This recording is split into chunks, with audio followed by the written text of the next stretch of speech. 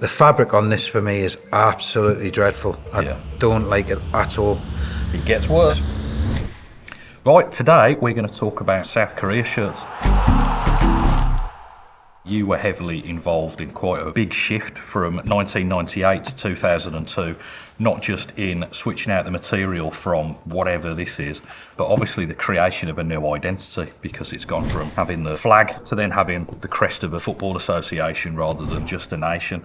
Yep. So I think if I have a quick look at this shirt and you can talk us through the others, interesting that it looks like it could be a sound wave detail or something on the back there of perhaps the national anthem, but actually, if we just straighten the collar out, we find that, it's just kind of shrunk up a little bit whilst it's been applied. But I think, to be fair, though, to Nike at this point, it was really early days for them in football, and especially for the lesser teams.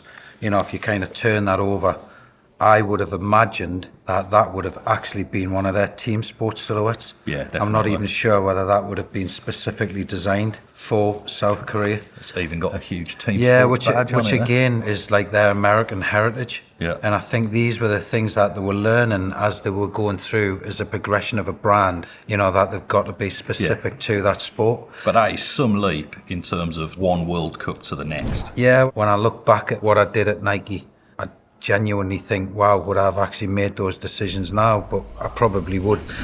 Moving on to the next year, it's quite interesting because we've seen other kits from this era and they've actually gone to a nice heat transfer. It's quite flat, there's nothing to it, it's a bit rubberized, but from a player's perspective, I think it would be better. The gold detailing pops out quite nicely. Yeah, it's not bad. I'm not so keen on the graphic, but I can see where that's come from. It's come from the Tiger, so they've brought that influence in a little bit. It's pretty straight up and down, and then they've got the same messages that we've seen in some of the other kits. The subliminal messages that are starting to creep into some of the kits. And then if you go on to the next year, this is where you really are seeing it, and you'll go through all of the kits at that time. It was on Brazil, it was on various other things. The fabric on this for me is absolutely dreadful. I don't like it at all. That's just my opinion. But what I do like is the graphic where they're really now celebrating the Tiger. So we talk about that identity that they've taken on by now. So they're really trying to get that identity out there.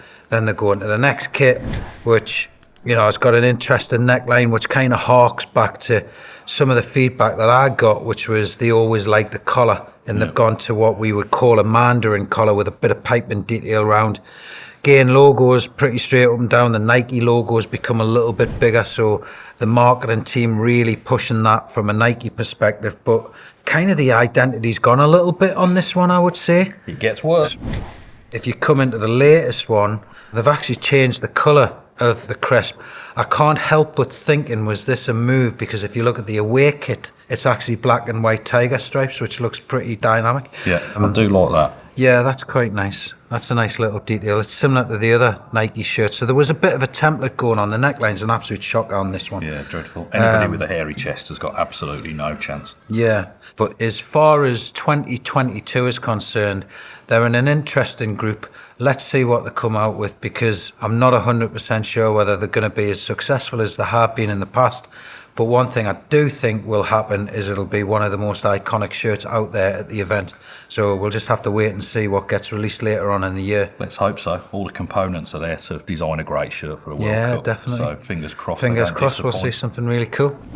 Be interesting to see what comes when we actually see all the new kits that are available at Subside Sports. All the World Cup kits will be coming out. I think Korea's one to keep an eye on, because I think it could be a little bit of a Nigeria vibe, a little bit crazy, but who knows. If you've got any favourites from what we've looked at, leave a comment below, and if you want to see more from us, hit subscribe. Those crazy kids at Nike. Tune in 2022. Whatever Subside will they come up Sports. with next? Whatever.